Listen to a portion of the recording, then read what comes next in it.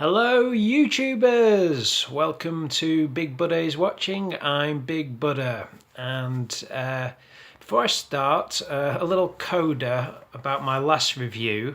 I want to pick up on any mistakes that I make in my reviews, and there will be mistakes. I've noticed one or two creeping in, whether they be misinformation or just getting information wrong, or forgetting certain facts. Little things like, for example, I talked about the great Scorsese De Niro collaborations, and I mentioned Goodfellas and Taxi Driver. Completely failed to mention Raging Bull. And these are the things that stick out like a claw to me when I watch these videos back. The one that stuck out last time was when I was referring to the Robert Shaw speech from Jaws, which was written by John Milius in the Apocalypse Now review. I said that it was the speech about the Mesopotamia. I don't know where I got the name Mesopotamia from. It's the Indianapolis, as everyone knows. So there you go. The Indianapolis, the real ship that sunk during World War II, and apparently Robert Shaw's character was on it. That's the name of the ship, not the Mesopotamia. I don't know where I got the name Mesopotamia from, quite frankly. I looked it up, and there wasn't a ship called the Mesopotamia. It was a cargo ship from the 1870s. I think it was built in 1871 and sank in 1878. That's pretty much all I know about it. Where I got the name Mesopotamia from, I'm not sure. Maybe I half heard it mentioned in a documentary, so it sounds like something they cover on Radio 4, maybe. So there you go. Not the Mesopotamia, the Indianapolis, as everyone knows, and I'm sure was screaming for those who watched the review. Anyway, let's see how much bad information I can give you on today's film that I'm going to look at, which is Terrence Malick's Knight of Cups.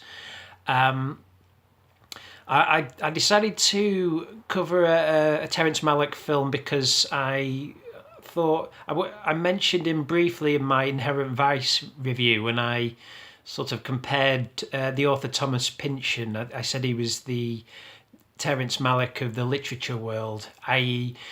not the most prolific artist in the world, and great gaps in his canon that he's put out over the years, but someone who's nonetheless held in very high regard because he's an artist unto himself and puts everything into each project that he does.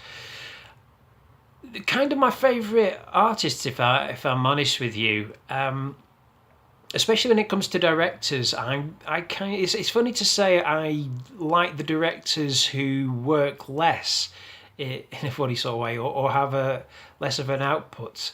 And that's not entirely true. I mean, there are directors who put out a film a year who I really like and admire. Spielberg, Woody Allen. I should point out, it's the work I admire rather than the man himself.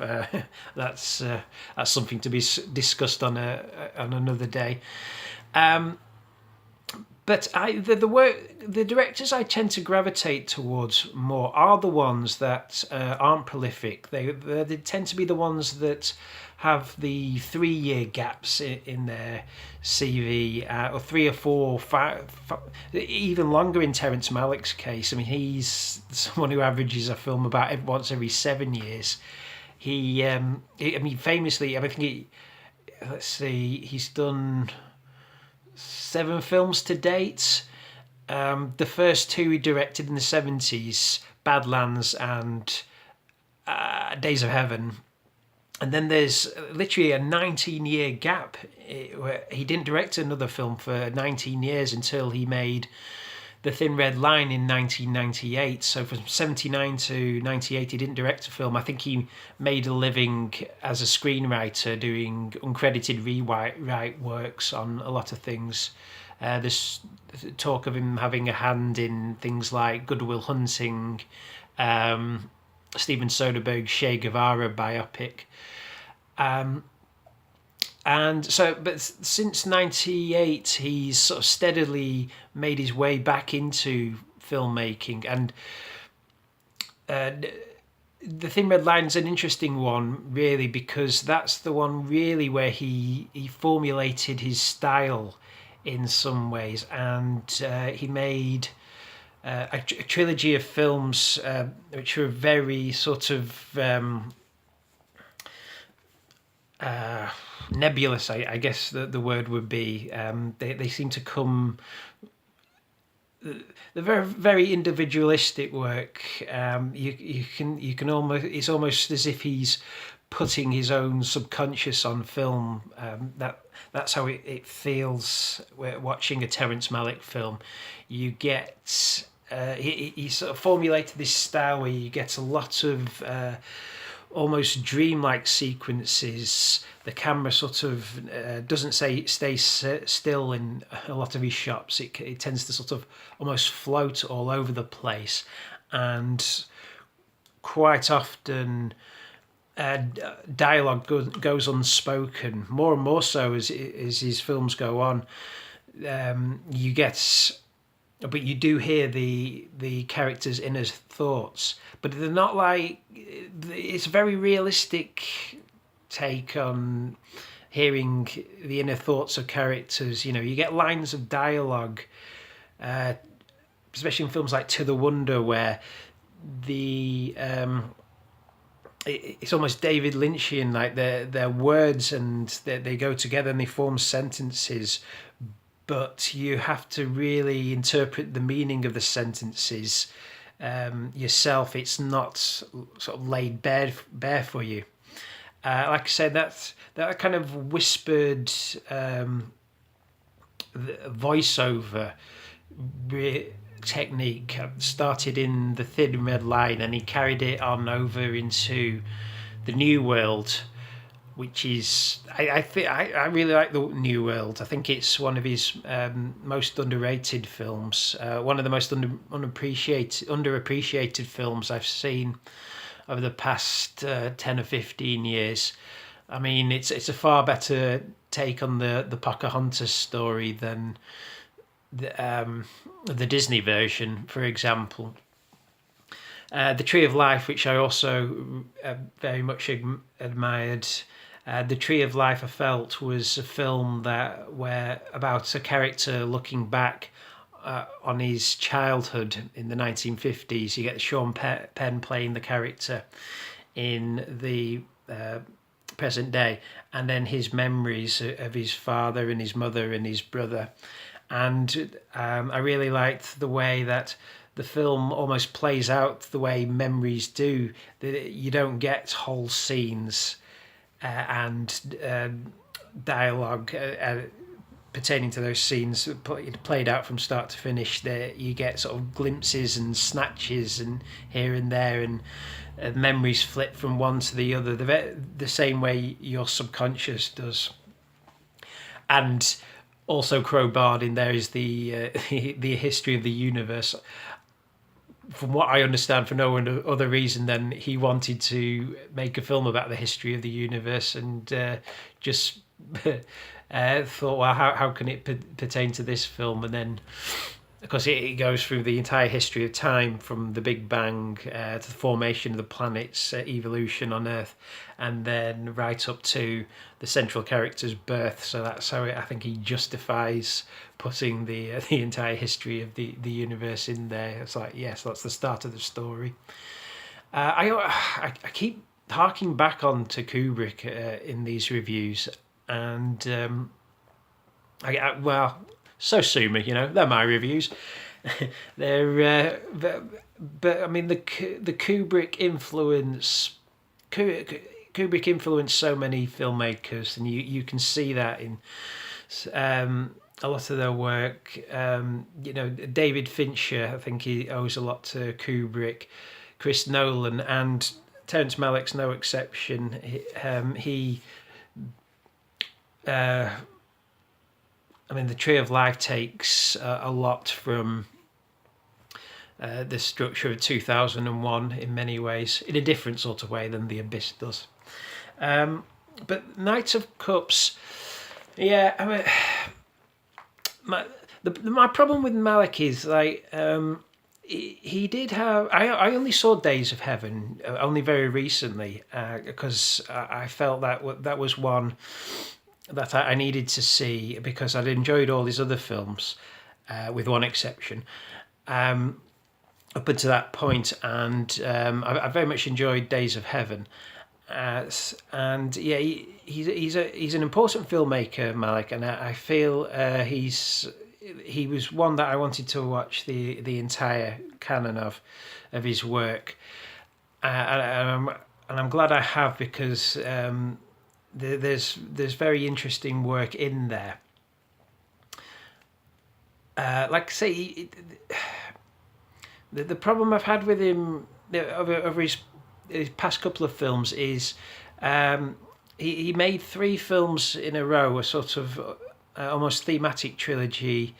I say in a row because there's like 7-year gaps in between each one, and that's what I greatly admire. That he obviously put the prep time into making these works. The Thin Red Line, I've said the name already. The New World and The Tree of Life, all period pieces. And then he just recently, he's sort of for not the most prolific director, he's sort of churned out 2 modern day era set films very quickly, and it seemed to be you kind of it's the same with Pynchon. It seems to be a case with these directors who aren't prolific and haven't got a major output, that as they get older they do start sort of almost churning it out a bit more, which is a shame because I think when you've been that focused on a single project and you've had years long gestation periods for these things, to start churning out the work, it can be a double-edged sword. It can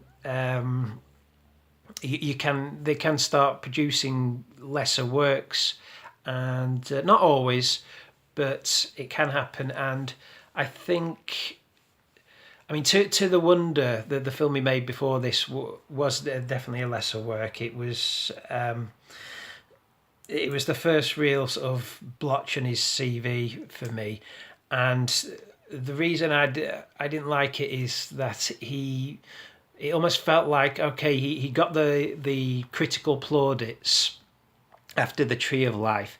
He sort of thought, okay, I know what I'm doing. I can just churn anything out now and rely on my style, and the critics at least will lap it up. And if I have big enough stars in the film, I'll get funding to make these projects. And yeah, but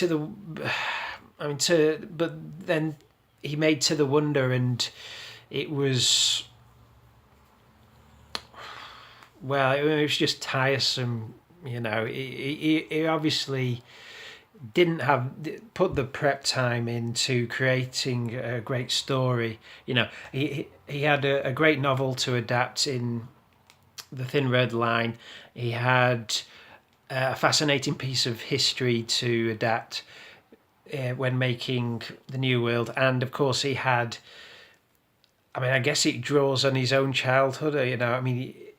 Like Pynchon, he never, I don't think he's ever given an interview, Terrence Malick. No one really knows what he sounds like. There's very little information on, and he's certainly someone who never talks about his work. But I'm guessing the Tree of Life is very personal work for him. So, but obviously he had his own life to draw on. Then, with To the Wonder, he felt and the story seems very slight, what there is of it, and because that one wasn't really lauded, he he then got the panic reaction movie, the one which is Knight of Cups, the one that he's churned out again.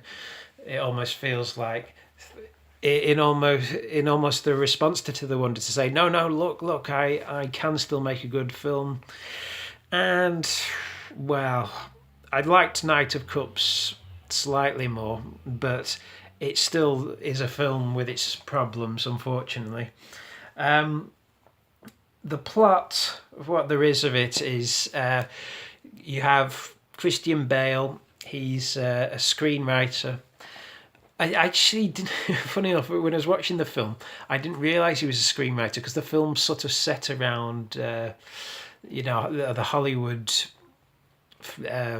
community, and I actually watched the whole thing thinking he was an actor and a movie star, someone of the same sort of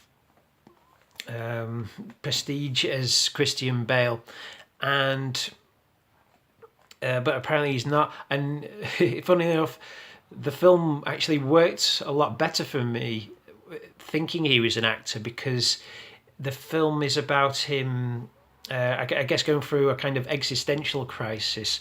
But one of the elements in this is that he flits from woman to woman. He's a bit of a womanizer character.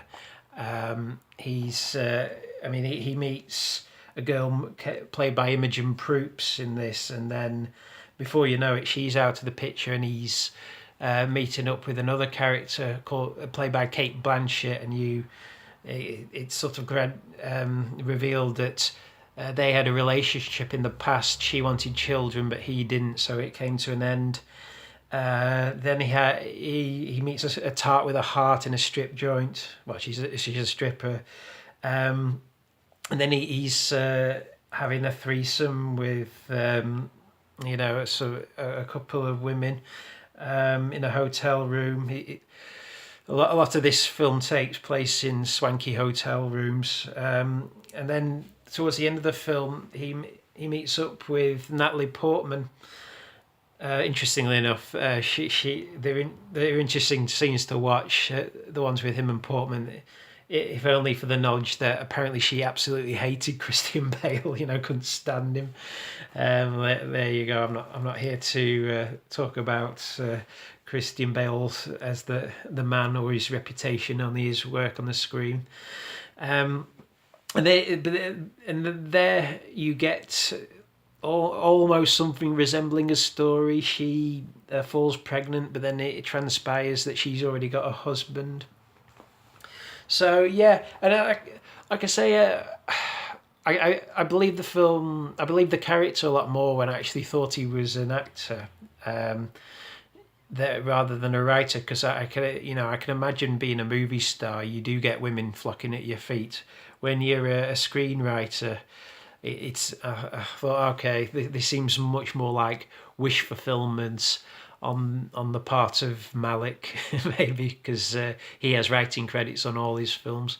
You could be. I mean, I hope you forgive me for not realizing he was a screenwriter, because I mean, you never actually see him doing any writing in the film.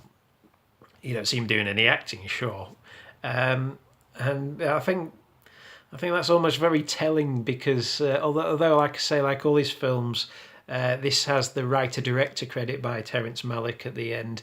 I could well believe there wasn't actually a script for this film. A lot of it seems to be putting the actors in a room and seeing what happens, and this film feels very much like a film that was created in the editing suite, or even a story that might have been created in an editing suite, born out of improvisations from the actors. You don't know, but there you go.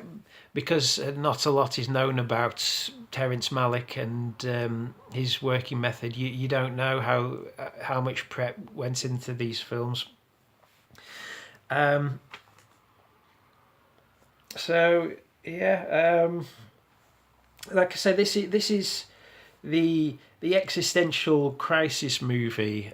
You're on dangerous grounds with when you delve into an existential crisis story about the character that's having the existential crisis, because when they are a rich, successful type, you kind of almost watching it thinking, oh, poor you. You know, I mean, obviously, like, everyone's human, and monetary wealth doesn't bring you happiness, but and obviously, like, everyone can have an existential crisis, but that can almost alienate viewers, I think, when you have somebody who appears to have everything in the world, but is still searching for the answers in some way.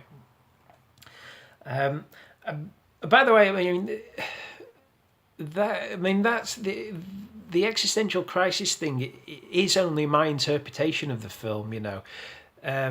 The like To the Wonder and The Tree of Life. They're all films that are open to interpretation.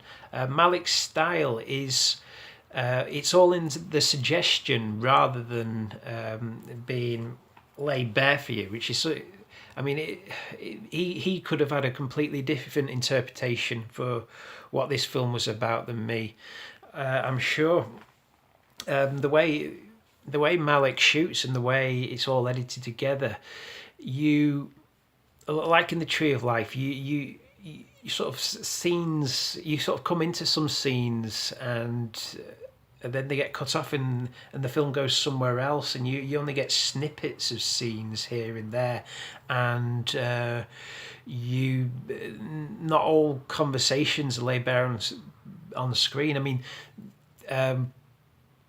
Christian Bale hardly says anything throughout the entire film. You hear his voiceover, like I say, and what he's thinking, but there's very, very few times where you actually see him open his mouth. In fact, there's a subplot with his father and his brother, and there's a suggestion of a fractured family there, and there's his father's played by Brian Dennehy, and there's sort of a suggestion that he's an abusive father, and a suggestion that his brothers had problems with drugs in the past, and I think that there's also a fleeting reference to a dead brother as well.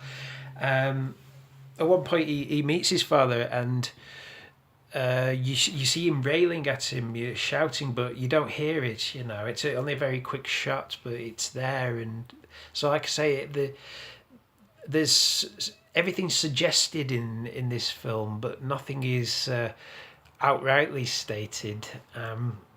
It's a very cerebral film in that sense. You get scenes. What is interesting is it is set in the Hollywood community, and it's.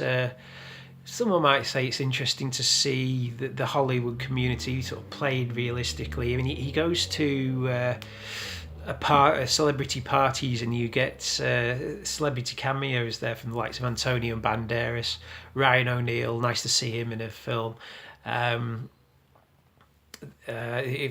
What various others crop up, and you're never even sure if these guys are playing themselves or versions of themselves. Or what have you, and it goes to other things like photo shoots and a lot of parties, a lot of swimming pools in this, and lot of shots. Actually, this is a new obsession, something I haven't seen much in Malick's work before. Obsession with the female form, the young female form. Lots of sort of nubile models swimming naked through swimming pools. That's something that crops up a lot in this. The adulation of the female form. But I should mention. The cinematography in this is fantastic. The film looks absolutely gorgeous. but like I said, there are problems with it. It's not a wholly successful work. I mean, just the suggestion that the Hollywood, like, just there's just to go back on the half scenes, the half scenes you get in this film. There's a scene where he comes into his apartment and he's been robbed. It's not alluded to at any other point in the film, but he comes home one day and there's two gunmen holding a gun at his head, robbing the place. You don't see the resolution to that scene. You just see the start of it, and it's never alluded to again. Whether it was even whether Bale even knew that was scene was going to happen, because he does look genuinely taken aback when it happens. But yeah, like I say, the suggestion that Hollywood lives are vacuous is and empty is nothing new really. And the film, I mean, it held my interest, for its 2 hour running time, sure, but at the end of the day, I mean, it kind of sort of, it didn't really end, the lack of plot, I think, became all too apparent, especially at the end. I mean, the film sort of ends, and you're kind of left with the feeling, well, I mean, you had all the questions in there, but none of the answers, and so I don't know what was really intended with this, other than for Malick to sort of show off his style some more, and hope that was enough to engage audiences' interest. There you go. Anyway, so there you go. I mean, Knight of Cups, definitely a lesser work from Malick, but like I say, I mean, Malick is a true artist in my books, and his films aren't to be ignored, certainly. But this was only a minor success slash slight failure for me. I'm divided right down on the middle of it. Like I say, I loved all his films to date, with the exception of To the Wonder, which definitely betrayed the lack of plot a lot more than this one. But because I'm right down on the middle on this one, I'm going to give it the right down the middle rating, which is 2.5 stars out of 5. Anyway, there you go. That's my thoughts on Knight of Cups. And until next time, this is me, Big Buddha, signing off, and I'll see you out there in YouTube land.